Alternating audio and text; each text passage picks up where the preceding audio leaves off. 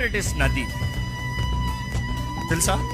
Middle east దగ్గర ఉంటుందండి, పైన ఇజ్రాయిల్ టువర్డ్స్ లెఫ్ట్ సైడ్ లో ఉంటుందండి. అది మహానది, చాలా పెద్ద నది, ఎంతో పెద్ద నది. కానీ ఇప్పుడు చూస్తే మొత్తం ఎండిపోయింది.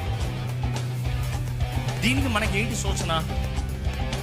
ప్రకటన గ్రంథంలో ముందే రాయబడు, ఆ మహానది ఎండిపోతుందంట, యూఫ్రటీస్ నది. ఎందుకు ఎండిపోతుంది? ఆమెగడాన్ యుద్ధానికి ఇటువైపు నుండి వస్తారంట ముగ్గురు రాజులు. వీరు దేన్ని దాటుకుని వస్తారు తెలుసా? ఆ యూఫ్రటీస్ నది ఎండిపోయిన దాన్ని బట్టి దాంట్లోంచి దాటుకుని వస్తారంట. ఎప్పుడు జరగనిది, ఇన్ని వేల సంవత్సరంలో జరగనిది సంవత్సరం తరగ్గా సర్రం దింపింది. అంటే ఏం అర్థమవుతుంది? ప్రసవ వేదన ప్రారంభమైంది. దేవుని రాక సూచనలు అధికంగా కనబడుతున్నాయి.